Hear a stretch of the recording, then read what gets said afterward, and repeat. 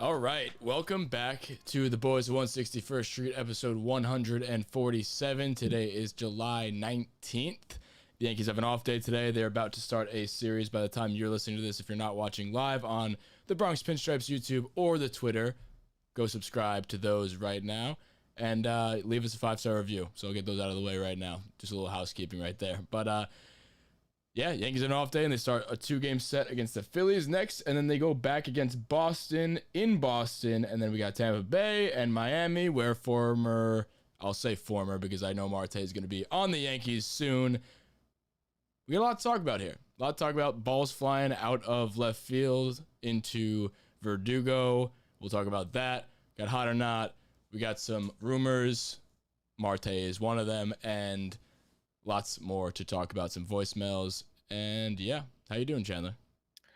Doing well. I got a new knife set the other day. That was electric. A new knife set? Yeah, you like kitchen knives, not like throwing knives. Like I'm not that crazy. Just like some nice new cutlery. So that was cool. Other news, exciting for us as podcasts in general. We are now sponsored by Grinds. So Oh that's yeah, fun. forgot about that. So the Yeah, Grinds is a fun look at company that that. we've actually been using for a little while. Grinds is, if you're addicted to dip like we were back in college, we found Grinds back then, and they're just like coffee pouches, and they actually have real caffeine in them, and they No, have. no, no. Don't show that one. Show them the like limited edition Yankee Stadium edition that comes in the Yeah. pack. There'll be a link for that eventually at some point in the next coming days. But Oh, it's basically you got three. You got the home and away cans, I guess. One's got pinstripes, one's gray, and then a fun little New Orleans style coffee. That is the one that I currently have in now. It's very tasty. So look out for that. look Even if you out for don't dip, those. they taste good and they give you caffeine. Yeah, I So don't even dip anymore. I just wanted them to. They taste good, and the caffeine is nice. So be on the lookout for that. But back to the Yankees talk. Before we get into hot or not, let's just do a little housekeeping of the news of late. I was at the stadium last night, Sunday Night Baseball. I randomly got tickets from actually a listener, so that was cool. Shout out to them. I was in the suites. I didn't know that the center field, the black glass underneath the like MasterCard standing room bar up there. That's also a suite. Didn't know that. It was really cool. So I was in there, and it looked almost like I was in the aquarium, but instead of water and like a fish exhibit I was looking at the Yankee game. So it was kind of did you cool. say a listener gave you tickets? Yeah. That's fucking cool. Good for you. Yeah, pretty cool. So Maybe one day good I'll be a seats. respected enough host to get that. Yeah, so great seats. Appreciate the person who sent me those. And yeah, so that was fun. But back to the game on Saturday. Saturday, rain out after 6 innings, but the Red Sox walked off the field because of the whole situation with the Verdugo thing. So that fan, if you live under a rock, you find out that he is now banned for life from 30 MLB teams. And my question is, I was talking about this yesterday with my friend. Like, yes, that was probably what should have been done. You shouldn't throw baseballs at the players. Whether or not it was intentional, could have been like the throw it back situation. Whoever knows, the kid fucked up. If you're going to throw it on the field, throw it away from him. Because that is things you do that. Like, people say, throw it back. And I guess it was flipped up to him from Verdugo.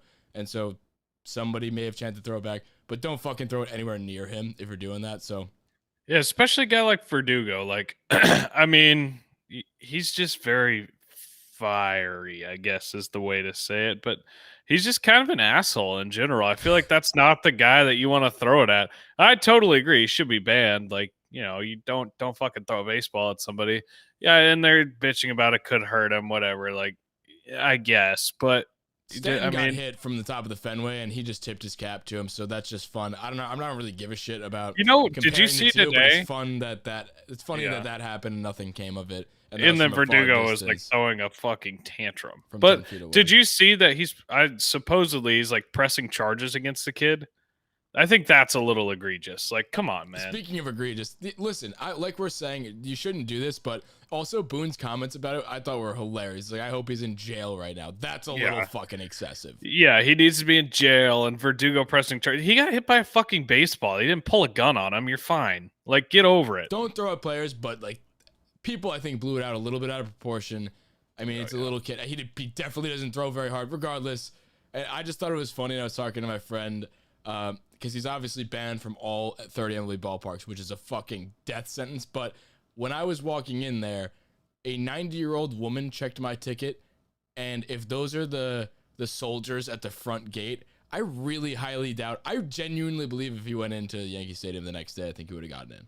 Dude, he looked like he was Was like there a picture on the wall in every MLB stadium? Like, don't let this exactly. kid in. Like, He also looked like he was like 14. I imagine his appearance is probably going to change sometime in the next 50 years if he wants to go. So, you know what? Don't hold your head down too much, kid. You know, your appearance is one going to change. And if for some reason they have your name plastered over StubHub and everything like that, just get your friend to buy you a ticket and scan them both on his phone. You should be in the clear. and if you're listening, my man, don't like what you did. Like I said, I'm going to keep saying that. But if you do want to get in, I mean, in this day and age we live in right now where you can put a mask on and nobody recognizes you, you wear a hat and mask, nobody knows who the fuck you are. So hat, mask, sunglasses, you are a different person. So you will, It's you also will not be turned away. again, like you said, I don't condone it, but Right. the idea of seeing a group security guard meeting before every game, like, all right, guys, you know that fucking 14-year-old kid from 6 years ago? Keep your eyes peeled. Make sure that fucking John isn't anywhere near the gates today in San Diego. Like, just I no. So one more I thing mean, before we get into hot or not. I've had enough of this dumb conversation, but before I we get have into hot too, or but it's not, kind of funny. so the Scranton Yankees are back and better than ever. So my question to you is, Chandler, when this whole COVID situation is over and everybody is allowed back, do we say no? I mean, Do we just keep rolling with the Ryan Lamars, who's, I think he's hurt now, but like the Greg Allens, who's apparently the best player ever, who's the version of Jacoby Ellsbury that we were promised, the prince that was promised. We're gonna start calling him Jacoby. I don't know whether or not he'll hate that. He'll that's an probably hate insult. that. That's the biggest No, but like insult you could the give to a Yankee player. maybe we call him like rich bitch because that's what Ortiz called him. But like, I don't know. We have to pay a little bit of homage to it. It's not an insult because it's what we wanted him to be. So he may be featured in Hot or Not in a second, but I think I personally am like, I mean, keep no, rocking with the Scranton Yankees because they have the heart, and you can't teach heart. Let's keep rocking I, with them until the wheels fall off because, you know, since it's been happening, we've been winning ball games and we haven't been when everybody else is back. So I don't know. I'm no scientist, but it seems like the Scranton Yankees are the answer, and they've been the answer for the past couple years. We went on runs when the next man up came up. So if so facto, let the boys fucking play. that's what I'm gonna say. Like, what? Well, one, no. Like, obviously, these guys aren't better than Judge and Gio and all them. But on the flip side of that, yes, they do play. Oh shit. Okay, there we go. Yes, they do play hard, and that's kind of refreshing to see. But there's just there's no shot that happens. Like even in 2019, they're tossing in like Stanton in the playoffs, who hadn't played in fucking 2 or 3 months. Like, all right, you're good. Go out there against Houston and make it happen. You know, I don't think it's going to happen, but I wouldn't hate to see it. I would like to see Greg Allen out in center field every night until we inevitably get Marte and Gallo and Ketel Marte. Listen, But with Greg Allen, I remember when he was signed, and I was excited that we got him. Obviously, he was stashed away in AAA, and like I think he was. I feel like he was almost cut and then brought back. I don't know if that I could be making that up, but I feel like I saw that. Either way, when we got him, I remember being more excited than I should have been when we got Greg Allen because I remembered him on the Indians and I remembered how fucking fast he was. And everybody who's been listening to this podcast for a little bit of time knows that I love small ball and I want to be the Kansas City Royals the year they won the World Series. Just small ball, put it in place, have speed and field well. He's also a switch fucking hitter too, so that's the extra thing that I like to have. So I don't know, man. I'm a big Greg Allen guy. I do think it's going to taper off. More on that conversation when we talk about how to not, because he's going to be in there. But I am the biggest Greg Allen fan on the planet, and I hope he continues to do well. dude, the one thing that stood out to me yesterday, I forgot how to fucking talk there for a minute, but the one thing that stood out to me yesterday, and Greg Allen was a part of that inning about this next man up thing. We had base running, people taking the extra bases, and a sac fly in the same inning. When was the last time you saw the Yankees actually manufacture a run in a fucking baseball game? So the way I see Greg Allen, and to answer your question, I haven't. And I when I was at the game, I just remember looking at Greg Allen round the bases. There was a single hit. I think it was a single to like right field. I was like, that man's scoring. Greg Allen's on first and he's going to score. He didn't score because they didn't send him, but he was on third by the time the fucking guy threw it in. And it's just refreshing, man. I mean, I do expect it to taper off, but having a guy, he's the version of Tyler Wade that right now, since he's hitting well, he's what we always used to say about Tyler Wade. Like, if he could hit, then he'd be great. Greg Allen also has those tools, so he's in that same, category of player. Like, obviously a below average hitter who, if he can figure it out, how old is he? Because he's 28. Okay, so like right smack in the middle of his prime. I mean, there is a small microscopic chance that we always look at something like this. It's like, oh, is there breakout potential here? Like Josh Donaldson. He didn't break out till he was like fucking 30. I'm just saying we could have lightning in a bottle. I don't expect us to even have the opportunity to see that because he's probably not going to get reps, especially when we get Marte.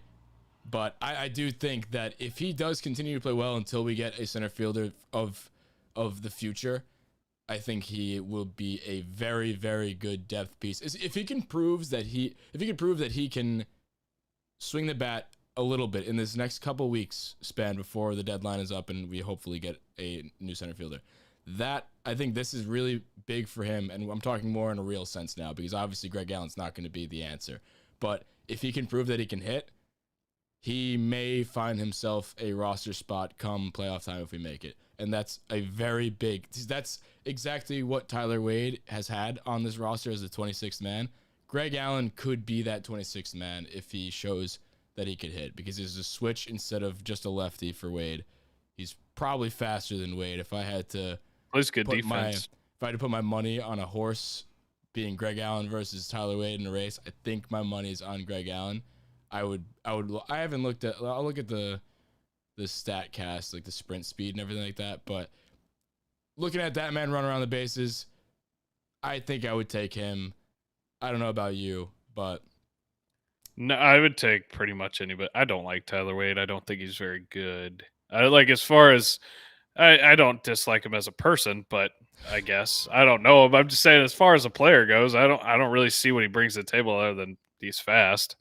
I guess he made a decent catch in right field the other day, but big fucking whoop. Like, no, we're off the Tyler Wade fan club train, and we're on the Greg Allen fan club train. We're on the RoofNet Odor train. That's are on the RoofNet Odor train. Dude, I've been on Odor. Why? He's so good for this team. He's been good for the, not talent-wise. Like, he's not jumping off the... Yeah. No, well, he's not jumping off the stat sheet, but it always feels like he has a big home run, which is cool. He's excited to be there, which is cool. That's not very common on this team. And he plays hard. He was the one that stretched that in that inning where I was talking about manufacturing a run. He's the one that stretched it from first to third. The ball beat him there by 30 feet, but I think Devers was just shocked that he actually ran, that he was eyes a little too big for his stomach there. It just ricocheted off his glove and went God knows how far away. But there's Odor running hard. He's been one of the worst offensive players for the last couple of years, and he's just, he's having a good stretch of games, but I don't know. He's a good he does have the occasional big moment, and when he hits home runs, he fucking pimps them, so that's cool. But Matt Excursion loses his fucking mind whenever he hits a fucking home run. I don't know if you've heard that. Dude, he doesn't get cheated on his home runs, that's for sure. No. All right, let's get into Hot or Not. So first up for Hot or Not is going to be the Hots, and since it's just me and you, we can just obviously have you do them. So first on the Hots is Jameson Taillon. Last 14 days, 18.1 innings pitched, 1.47 ERA. We're buying or selling that? Buying. Greg Allen, last 3 games, 500 batting average, 199 WRC plus, 1 stolen base. I feel like that's not right. I feel like he's got 2, but I don't know. 1.167 OPS. Buying, but not to that extent, obviously. Gleyber Torres, 7 for his last 27, back-to-back games with a home run. First one was a little bit of a cheap little wall scraper, but the second one was a bomb. 259 batting average the last 2 weeks. I mean, yeah, that's not really hot, but I'll buy it. RoofNet Odor, since changing his number from 14 to 12, I think is what it was. It was He has 18-12 because we were 18 to getting 12. Didi You're right. back. The Didi Gregorius thing. 210 WRC plus, 2 home runs, 1.151 OPS. Real quick, Odor in his last 15 games is hitting like 317. So I'm buying Odor. I'm starting my own new fan club. How about that timing with the song too? So Beautiful. you bought everybody? I think so. Maybe I'm just feeling positive because, JMO, Greg Allen, Glaber, Odor. You bought all of them. well, I don't even think Glaber's like hot. 259 is not hot. I buy that this is closer to what he really is than the just abysmal like 220 hitter with 1 home run every 50 games. Well, the Glaber thing, the reason why I bring it up is the 2 home runs is big, at least because he That has almost 3 home matches his runs. total in 2 He years. had 3 home runs in the first 78 games of the season, and now he homered in each of his last 2 to bring his total to 5. But I'm just saying, like, the power, he looks like he has a little bit of the stroke. And we've talked about this with every player. When you're young and the confidence is everything. So that the first home run in that rainy game back to back with Gary, that one was like, I didn't look like he got like any of it. I don't know how it got out, but it did. The second one looked like that classic Glaber home run against I have that imprinted in my brain whenever he plays the Red Sox. He had that grand slam. Yeah. And that one just fucking, he pimps it. And like that could actually, that's why I might buy this Glaber offensive production and hope that it's out of the hope that he's back, because the confidence can go a long way. And we've seen that with guys like Clint, who, might be dead. I don't know. He got married and ran away, but we're not going to hear his name for a little while. But I do think that the confidence is going to, he's going to run with it. I feel like that's the first time we've seen him pull a home run in fucking forever. That's, I think, more what it is for me, because he pulled it and it was fucking, it was nuked. And which I know we're always the ones that like criticize, like, yeah, everybody's like a dead pull hitter. Yeah. That doesn't do anything. But I feel like Glaber's at his best when he, like, his whole issue has been, and this isn't me. I'm not some magical hitting coach. This is coming from the dugout and the people they interview, and that hitting coach Tim's, who also is probably not the best source. Look at how the team hits. But he was talking about his timing being messed up, not getting his foot down. That's why he's late on everything, pitch recognition, shit like that. I feel like being able to get your hands in and pull an inside fastball is probably a pretty good sign. So do with that what you may. I could be way fucking wrong, but it sounds like that could be the start of something. So we talked a lot about Greg Allen. We talked a lot about Odor. And now we've talked a lot about Glaber. The one on there that I genuinely think is the biggest topic of conversation that we haven't talked about much yet is Jameson Taillon, because in his last 3 starts, I told you what he had overall in his last 3 starts, but individually, on the 6th against Seattle, 7 innings pitched, 4 hits, 9 strikeouts, 1 run. Next, against Houston, 6 innings pitched, 3 hits, 2 runs, 4 Ks. Against Boston, 5.1, 4 hits, 0 runs, 3 Ks. So over the last 3 starts, he's only allowed 3 runs, and that's 18.1 innings pitched right there. Like, that's really, really strong. And my question to you is, and now he's lowered his season ERA to a 4.6, which is respectable. So my question to you is, you bought this. I know you bought this, but are you buying this in a way like he's not the worst pitcher on the Yankees anymore, or are you buying it in a sense that you think that he's now shaken off the rust and he is the pitcher that we thought he could potentially be coming off of Tommy John? Because like we said, he had the 2 Tommy Johns, he beat cancer. So I think where we're at right now, I mean, first of all, congrats to the guy for even being healthy to this point. Kluber, that's not something that he could do. So congrats to you for that. And we've said before this season, as long as one of them is healthy, that's kind of the plan with this. So he's healthy to this point, knock on wood. But I personally think I would buy this as well, only because I think it's a fair timeline right now that he's had enough under his belt now to the point where if he starts pitching poorly again for a bad stretch like we saw at the beginning half of the season, then we could say, okay, this guy's not good. But now I think we're truly getting the Jameson Taillon. Like, his feet are under him again. So now I think it's fair to judge him under the same microscope that we do every other pitcher that isn't coming off catastrophic surgery. Look, I'm buying it. Excuse me. But I don't be surprised if there's some more duds up there throughout the season. Like, you can't shake off that much rust And what does he have? 15 starts, maybe. Like I don't know, that but that'd be my guess. He is somewhere around there. And that's after missing 2 years and damn near missing three with both Tommy John's. Well, I guess Tommy John first one was early in his career, but either way, you get my point. Yeah, there's still going to be bad games in there. You can't give up on him on one bad game.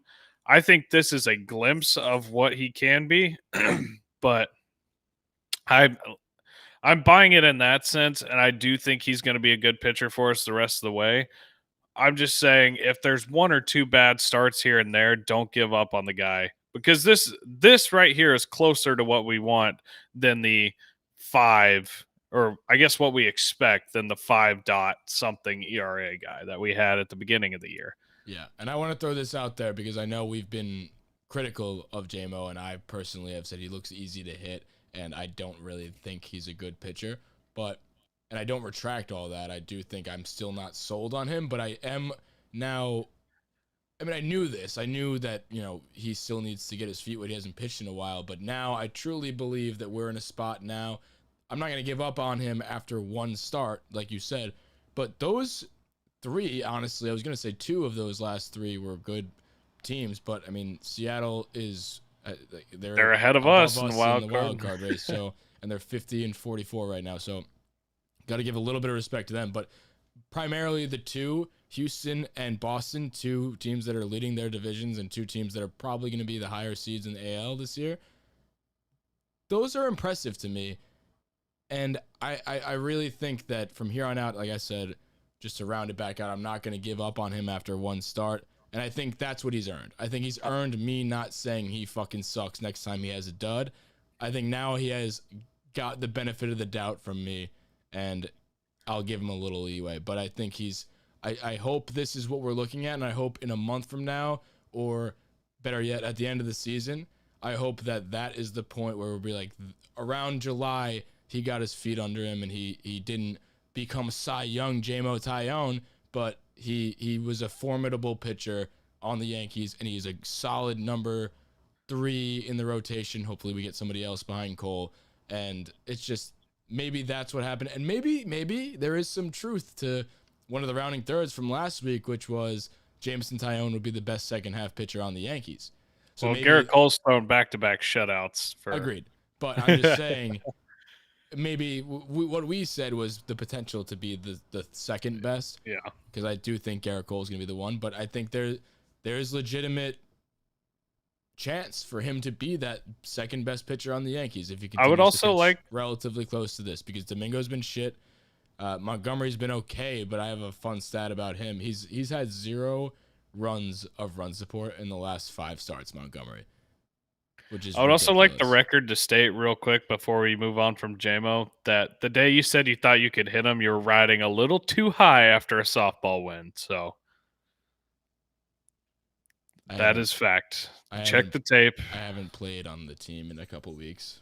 Well, that was also a couple of weeks ago. So True. it was at least 3 weeks ago. Our So do team's with that bad. what you may. Our team's bad. So you just gave up on him? Yeah. I think so. They don't Fair deserve enough. me. I wasn't expecting that straight of an answer. I Yeah, didn't no, have any I gave rebuttal up. to that. And one last thing on JMO that I do want to point out is in the last 14 days, like I said, is a 1.47 ERA. He does have a 3.93 FIP, so that could be cause for, like, it's a pretty big discrepancy between the 1.47 ERA. So it's not everything, but it is something to be said about that discrepancy, is that there could be some negative regression after that. But keep it up, JMO. Keep it up. So do we want to get into the knots now, Mr. Chandler? So bad. All right. So honestly, before we get into the individual knots, there's a little bit of a blanket knot. It's just the Yankees' overall immunity to COVID has just not been good. So I'm not a scientist. I'm not giving any advice here, but the Yankees have not been good with COVID, and that's obvious. So that is the first knot. Are you buying or selling that? I mean, based on what we've seen so far, I think you have to buy that. And the next one goes to kind of an also not really a knot, but it's more of a farewell to something. And I think this sound is pretty nice and pretty fitting for me saying farewell to our sweet prince, Darren O'Day.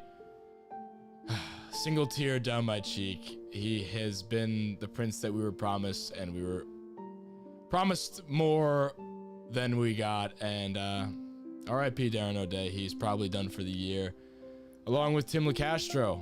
R.I.P. to you. Probably, no, not probably. He's done for the year. Not good. And on top of that, not done for the year, but Luke Voigt also getting hurt. Just the injuries are back. That paired with the COVID situation. Next man up, Yankees are back. But into the individual awards here, or lack thereof of awards. I guess we have more not music that I need to play. Yeah, just to fucking, before we even get into them, we've ran out of the music, so.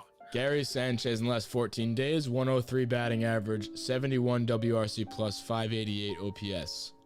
Worried or not? I mean, it's exactly what we expect. Brett Gardner last 14, 27 WRC plus, 154 I don't batting even average, need to see 434 OPS. By fucking God. You could do the whole season for that. It's not a last 14. No, I know.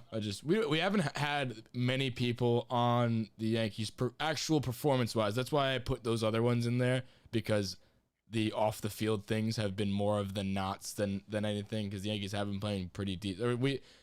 At least when I was looking up and down the list of players, those are the only two that really were glaringly like bad performers on the team. Dude, did you see that? Everybody else was either good or average in the last 2 weeks, so that's good to see at least. Did you see that since Judge called that players meeting like 2 weeks ago, this team's averaging like 7 runs a game or something ridiculous? I mean, it's not their fault that Chapman imploded and the bullpen's been shaky at best. The rotation's not been great outside of Cole and Tyone, I guess. But either way, I think that was kind of funny. Since this player meeting, they actually started hitting. So I guess that's a credit to Judge. Way to actually do something leadership like. And I guess that was what I was going to say, and I guess slap in the face to us for saying that he's a horrible leader, which he's not a horrible leader. I don't think I've ever said he was a horrible leader. No, but we were saying if your leader is Judge and he's not like outspoken and all that, then that's why he is. Kudos to Judge. Enough of my talk. Kudos to Judge for being that dude. And hopefully you get better. What's the deal with him? Does he have to wait 10 days now? Yeah, so but I think it goes retroactive to like the day after the All-Star break, maybe. I don't know. It'll be sometime next week. I hope that sucks. Because it's just so. What do you mean? You hope he comes back? You think he's gonna die? Like, I hope he comes back like soon. I meant. Like, I was like, I didn't know it was that bad. We have him against the Phillies, right? No, I think he has to wait a little bit longer. I think maybe by in Boston he'll be back. Like middle of the way. How many is? So that's another 4-gamer. Do some kind of talking about him to fill the gap while I look. Well, I'm just saying, because that's another 4-game set in Boston. So in my mind, I think he'll be traveling to Boston, and that whether or not he's ready to play, I don't know. That remains to be seen. But so I believe technically he is eligible to come back the 23rd, which is the second game at Boston. Okay, I'm cool with that. It's just annoying when you look at the roster and you see 1 through 5 is, regular MLB players, and then we talk all this talk about the Scranton Yankees having heart and all that stuff, but in reality, we want the guys to be back bopping. So I don't know, dude. Talk for a second. First of all, did I just hear a house phone? I don't know, but either way, I want the household Yankees, but I don't know that you're necessarily correct in saying that. I got my Instacart. Was that a house phone? Instacart buzzer. Oh, either way, what I was saying before you so rudely interrupted was you're saying we have household names 1 through 5. We've had Odor hitting 3rd or like 4th a couple times and stuff like that. I don't know that we necessarily have a household 1 through 5. This whole lineup, top to bottom, right now is just not good. No. But I mean, maybe they fucking are. I don't know, but not good on paper. No. So why don't we get into the potential news of somebody else that is going to be a Yankee, and I'll pat myself on the back. I've talked about this on the podcast, but this man, me, the man I'm talking about, I pick him. I pick him, and I just the people that I've wanted, they have been coming to the Yankees. So I have all the faith in the world that Starling Marte will be a Yankee because I said it. I said it about Darren O'Day. I said it about Corey Kluber, both of which are probably done for the year. So like I don't know whether this is a good thing, but I am saying that I did Just say it. doomed And Starling Marte's career. so yeah, it may be that it will happen, but it also may be that I'm a jinx. And But at now what when he price? does come, at what cost? Like he's gonna come here and get hurt by the time the playoffs start. But I don't know though, because here's the thing: the injuries have happened for those two halfway through the year. So if you do the math, we have about a half a year of Marte before he gets hurt. So we might get the full playoffs with him if he comes to the Yankees. Yeah, at this rate, I And then he guess gets like hurt in the first day of the offseason. he gets hurt on the falls off the plane when they're there. Just trips and breaks an ankle. He's out for until July of the season after. Just on the Actually, he's a plane ride free back. agent. He's no. He's out. What he's gonna do is he's going to become a Yankee. He's gonna play some damn good second half baseball. We're gonna win the World Series, and then he's going to fall on the World Series trophy and concuss himself, and he just won't be able to shake He's it. going to be Clint Frazier for the rest of his Yeah, career after that. I can't wait till we have somebody it's the curse of come Luke. and yeah, I can't wait till we have somebody come in who like had never listened to the podcast before and then starts listening to it July 30th and the Yankees have just gotten swept by 3 series in a row and we just look like the biggest assholes in the world talking about how Starlin Marte is going to be a Yankee. And then Judge is on the Giants and Gio's gone and everybody's sad. It's not gonna happen. I was even talk. We've talked about that situation. I am fully at the point now where we talked about that before. We said the only way we become sellers is if we basically lose out until the deadline. I think we're beyond that. We're officially buyers, and it's obvious. And that's not only like we're officially buyers. We're officially okay with being buyers. I think that was our caveat why we said, if we don't get swept for the next 2 weeks before the deadline, I think we're okay with being buyers. I think the Yankees were always going to be buyers, and we see that where they're making calls for Gallo, and they're talking to Marte, and they're talking to all these people. So we knew they were going to be buyers, but now I'm officially okay with it because we looked good against Boston with a shitty version of this team, and I think we actually I posted this too, and I was trying to gauge where everybody else is at, while also kind of joking, but I was saying that since we haven't had a chance to watch this team, I've had enough time to become irrationally confident in them. And I think that is the case. And then immediately after that, we play the first game in Boston, and then we don't look good at all. So I was like, oof. But now that we started to play well, and it's just like, while we had 2 weeks off or so, or however long it was, not watching them implode made me confident in them. And then the first day back, we watched them play like I shit. think we need to go 7-3 for me to be confident in being buyers. I think that's my magic number. I mean, we're going to be buyers regardless. Well, I know, but I'm saying you said your thing for you to be okay with it. I think you have to go 7-3 here against this stretch of teams. Like Philadelphia is surging, and we are going against Nola. That's not going to be an easy game. And then you play him again, and then you go on the road to Boston and then fucking Tampa. So that's not an easy stretch of games. They could very, very easily go out here and go 3-7 or 2-8 against this stretch if they play like they have at times this season. I think that's the case, and you're under 500. That's absolutely ridiculous. What's the pitching matchup look for us in Philly? We got Nola against Domingo, so do with that what you may. He should have And made the then not list. That was a blunder on my part. it's okay.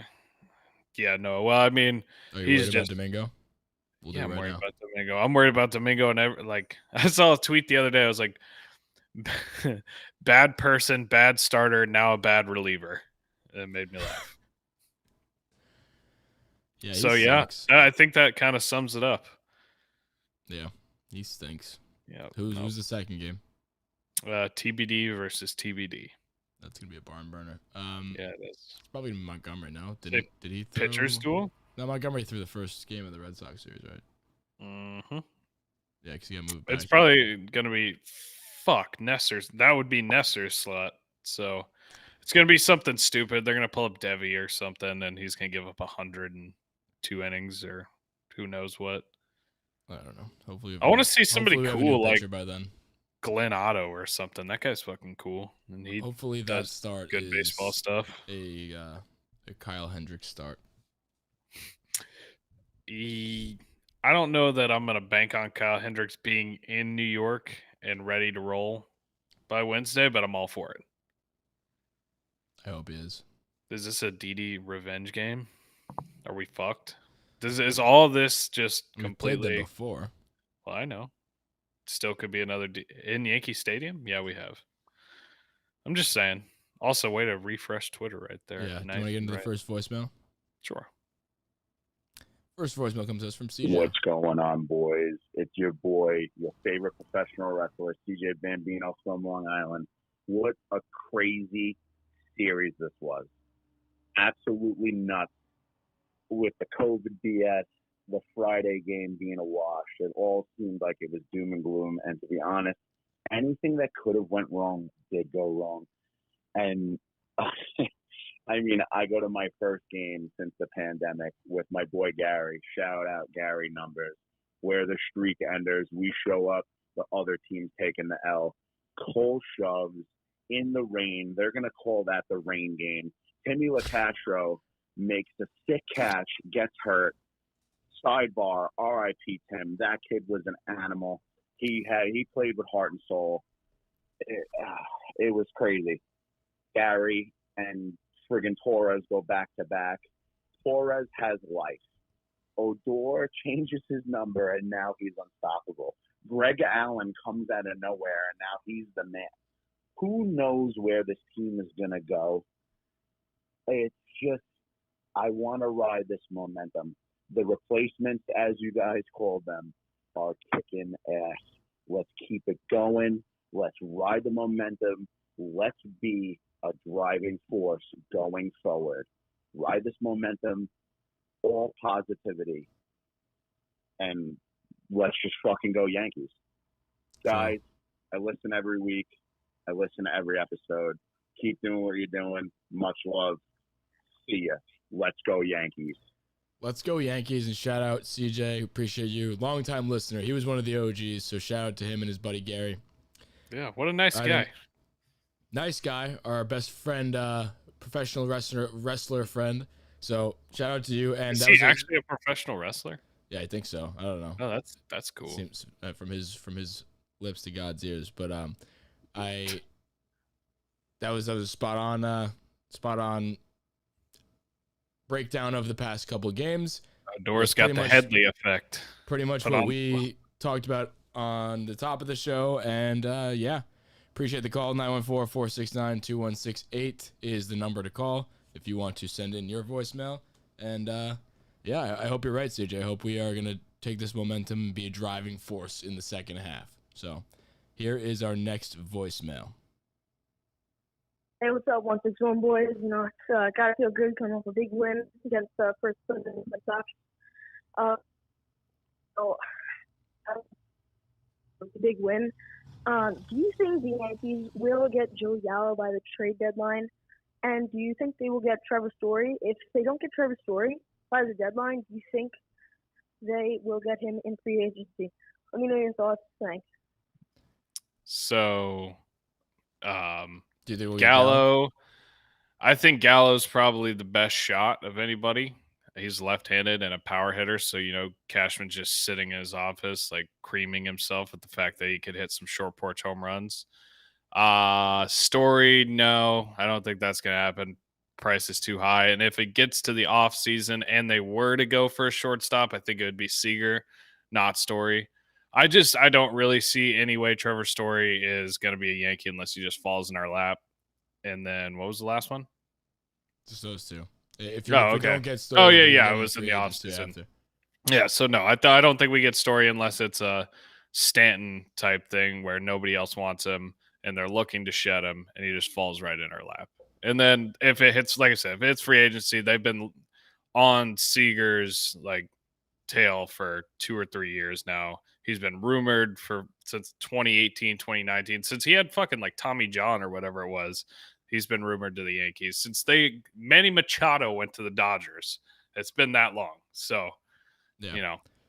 I think we don't get Gallo. I'm more on the train that I'd be happy if we got Gallo, like I said previously, but I think full speed ahead to get Starling Marte, and I think it just makes more sense just from he's just like a better player to me. Oh, I agree. I'm just saying, if we ever do anything route that makes sense. Yeah, he would be the one that makes more sense for the future. Like I said with Gallo, if we get Gallo, that'll like make me happy and excited for like a day, but then we'll sit here in a year and be like, wow, we just added another person who's the exact same thing that we're trying to get rid of.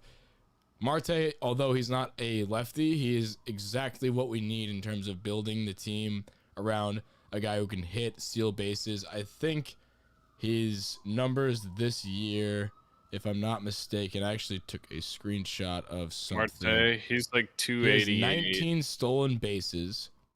He in 2021 he's slashing 285, 387, 444 with 7 home runs, 22 RBIs, 831 OPS, 19 stolen bases. He plays damn good defense. He's a righty, and he is just a fucking stud. I really like him. I hope we get him. And that to answer your question, I think we go that route. And it seems like the Yankees are trying to do that. So I just don't know that they're going to be able to do that. Maybe they will. They got stand from. Maybe Jeter wants to give us a little something. yeah. I don't know. Well, I just feel like Gallo's the more likely one because he's controllable. I kind of disagree on your idea on Gallo too. I know he's kind of the power hitter, strikeout, 3 true outcome, but he does the 3 true outcomes well. He gets on base. That's kind of what excites me. And he's a Gold Glover, and he's not that slow. He's not. But Gallo isn't a true center fielder, and that's why I lean more towards the Marte We still side. need a left fielder too. I know. I'm just saying I lean on the side of having the true center fielder because he's going to be able to play other positions. And since he's a true center fielder and we currently don't have one locked up for the future, I mean, the situation with him right now is the talks for an extension with the Marlins have ended, and now he's very much going to be dealt this year. And now that Hicks is hurt, we have to get a center fielder for the future. And I've been saying that since Hicks got hurt, that's why I had my eyes set on Starling Marte as the one I circled and I wanted to bring on to the Yankees. And if I was GM, I would have got him a long time ago, is because I do think that there's a lot of these moves at the deadline, for the most part, with every team that makes a move as a buyer at the deadline, they make the move more often than not as a short-term fix. Starling Marte would be a short-term fix, but also the long-term. So that's why I'm saying it would be a move that nobody will have a problem with a move getting Starling Marte. But I have a 1A and a 1B to that. Gallo.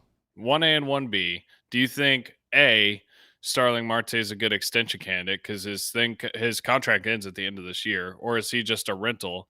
And B, do you think if you do extend him, are you okay? Well, I guess B is I would be okay extending him. I guess this is the flip side. So A, yes, he's a rental and you're going to have to give up a lot. B, the flip side of that is if you do extend him, you're not going to give him a long-term deal because he's 32, almost 33, and you've got a fucking pipeline to wherever you can think of, the farthest away land from where you are, of outfielders in the minors. So I guess kind of what are your thoughts on that? Because he is old. He declined. He's not old. 32 is not old. He's declined. It's not young. He's still running like a fucking gazelle. He's got 19 stolen bases, so I'm totally cool with that. And that's 19 stolen bases while he was a little bit banged up in the midway point of this midway season. Like a quarter of the way through the year, he was out for a couple games. I think it was like 10 or so games. But he's still got 19 stolen bases, which is fucking wild. And I don't know if we looked this up before, but I think it was that we saw his stolen bases was, I think, more than the Yankees have as a team. And I think it's like 3 more. Okay, so that is an 16. Overnight fix for the outfield, for the whole team's speed as a whole. And you pair him with a fucking Greg Allen, you got yourself an outfield. Aaron Judge, Starling Marte, Greg Allen. That's my outfield. So are you okay giving him an extension then? Yes, that was the reason why I wanted to get him, is because I want to extend him. He denied 3 years, $30 million. We're the Yankees. He wants more money, not more years. Exactly. So I don't give a fuck. Give him fucking 3 years. 3 years is fine. 32, I get, is not 6-year extension territory. 3 years is a sweet spot, and I don't think he's not. Shot at DJ. You said 32, 6-year extension. See, his situation, that wasn't a shot directly at DJ, but I guess it was.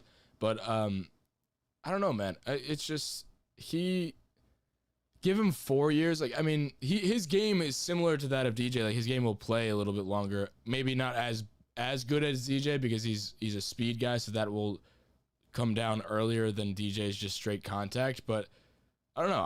I don't think 32 is not that old. So I do think him 3 and 45. Fine, and I think he says yes to that, to play on a I contender. think that was too, his asking price. I think he said he wanted 45 to 50. Okay, and also I think it'd be a discount for us contract-wise to play for a contender, because he declined 3 years, $30 million on a team that's not good. So like now you get 3 years, 45 on a contender. That I think sweetens the pot, and I think that gets it done. And I think hopefully, 3 years is our window. Hopefully it stays open, and while Cole's in his prime and all that stuff. So you get him, and I think he's the center fielder that we will have for this window. So I'm excited for that, and I have our next call queued up right here. New Jersey. Well, the outfield is fucked. This is a good one to do next. Imagine if there was a player on this fucking team that we were paying $30 million who used to be a pretty damn good outfielder. Imagine if they put that fucking guy in the actual outfield instead of just sitting his fat ass on the fucking bench. I mean, where would we be? Shit, he might be hurt. He might be in the same fucking position that we're in right now. But, oh my, we were playing fucking literally the Scranton Wilkes-Barre outfield right now. And they're sick. Greg Allen was pretty damn good. He looked like you're right. He could actually work out. Mm-hmm. But fuck. We talked about this for a while. Stanton playing left field, and I don't know. He said he'll be ready to play outfield, and my friend looked at it yesterday. He was like, "Is Stanton in the outfield today?" So. Yeah. So this Phillies series is when he said he would be ready to do it, right? Because this is at home. He wanted to do it in Miami. Yeah, so we go. That would be Philly, after Tampa Bay, yeah. Yeah, we go Philly, then to Boston, to Tampa, to Miami. So that was his goal, was the end of July for the Miami series. I think that's entirely possible. But here's the caveat. If he's not on the field oh my God. The caveat is that that'll be right when the deadline is. The deadline is the first game in Miami is the deadline, so we may not need it. In an ideal world, here's my thing. In an ideal world, by the time that timeline happens, like the Miami series, when he wanted to be ready to play the outfield, by the time that happens, if we need him to play the outfield, I'm not happy, because that means we didn't get Starling Marte, Joey Gallo, etc. to play the outfield. If we're in a position where we need him to play outfield, I'm not happy. Would I be unhappy if he was in the outfield just as a fourth or a here and there guy? I don't want him to be like the primary. Like, we need him to be the primary outfielder, because we know his situation with getting hurt, and I guess bought into that is like that's just gonna be the way they treat it. And I don't think it's the right way. I agree with you. I don't know the name of the caller. I'm sorry, but I agree with you. Like, we do have him sitting his not fat ass on the bench. He's very muscular. The dude looks like a fucking statue. But yeah. But only thing I disagree with on the call. I agree. I think it is annoying, but it's gonna be the way they treat it. I mean, I've finished. Yeah. I've finished trying to fight it, because anything I say, I'm just gonna be wasting my breath talking about it, because everybody knows he can play outfield. He's done it in Miami, and in a perfect world, we head to Miami and we have a whatever numbers. Is Starling Marte number 18? No, sounds right. He's like 32. Yeah, that's what I said.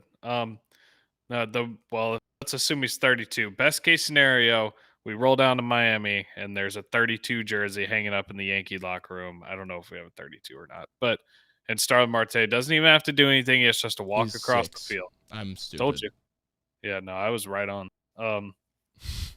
So yeah, he just crosses the field, walks in the away dugout. It's probably not as nice, but whatever. And then it eases to the transition. There you go. He's still playing where he's played. He likes Miami.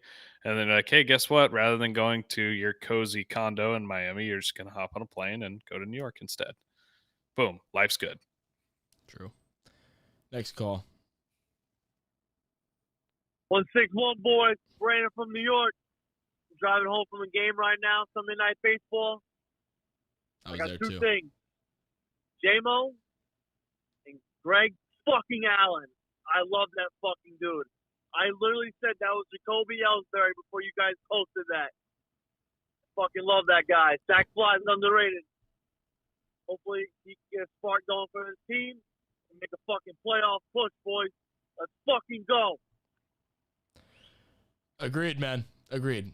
We talked about it at the top of the show, but I think Greg Allen actually has a place on this team. I think he'll be. I think if all goes well offensively for him, at least adequately, I think he's the 26th man on this team. And oh, I forgot. I mean, if we do hopefully make the playoffs, which I do think we will, we're not in a bad spot, especially with how bad we've been this year. To be 3.5 games out of the wild card, that's not fucking bad whatsoever.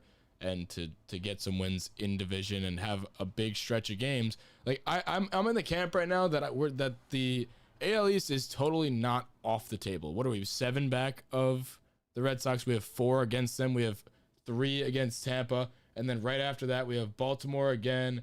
We have a few Baltimore games. doesn't fucking matter. I know. I'm just saying in the AL East record, and then you look at we got Boston again for 2 shortly after that in mid-August. Like, we have the games left to really get back in this, and then it's fun because at the end of the season in September we have a 3-game set in Boston starting the 24th, and that could mean something. We still have 10 games. We finished the season with a 3-game set. The final series is against Tampa Bay, so there could be some serious, serious implications there, and those could be like the season on the line right there, because whether or not we're going out against Boston, if we make up the ground, end up being back in the AL East, or we finish the season with a series against Tampa Bay, who could be at the top of the AL East or one of the wild card spots we're trying to get. Regardless, I think we're going to be at a point where we're at the end of the season here, and I truly think we'll be within striking distance of the AL East. And watch out for the Blue Jays, though. That's all I'm saying. Don't write them off. I mean, we have 16 games against the Red Sox and the Rays, which is all fine and dandy. But if you catch up to them, the Blue Jays have a 95 fucking run differential. It's by far the best in the East. They just can't pitch, and they're starting to figure it out, and they're starting to get healthy. So do with that what you may. Just saying. Agreed. If I had to place a bet on who is to win the East as of today, I would sprinkle a little money on the Blue Jays. Shout out Action Network. You can look at those odds there. Go ads. I wouldn't do that. All right, I think that is it from me. Shout out Amy Cole for saying that JD made up that thing where Garrett Cole ignored the Red Sox, but I totally think that he ignored the Red Sox. And I like that he did, because that means that he hates the Red Sox, and that is we haven't had a rivalry with the Red Sox, so it's nice to see there's a little bit of animosity with him, and then he comes out and he shoves against them. So Amy, with all due respect, I think he did not make it up. I think Garrett Cole did do that, and I am happy that he did do that. I want to believe Amy. I'm cool with it either way. I want to believe Amy because she just seems like a great person. Obviously, she's married to Garrett Cole, so. But on the other side, did do that. I'm cool with it. And also, you know what? If it bothers you that much, then fucking whatever. Like, get over yourself. I'm going to blame it solely on Jared Carabas. That's why Garrett Cole hates the Red Sox. True. He sees his tweets and it disgusts him. True. So anyway, leave us a 5-star rating on iTunes. It really helps us out, and we love you guys. Also, subscribe to the YouTube if you want to watch the episodes in video form. They're on the Bronx Pinstripes YouTube give us a subscription there. If you like us, we would appreciate that. So have a nice night, day, wherever you are, whenever you are, wherever you're listening to this episode. I can't speak anymore. It's late, and I hope you guys have a nice day. Go Yankees.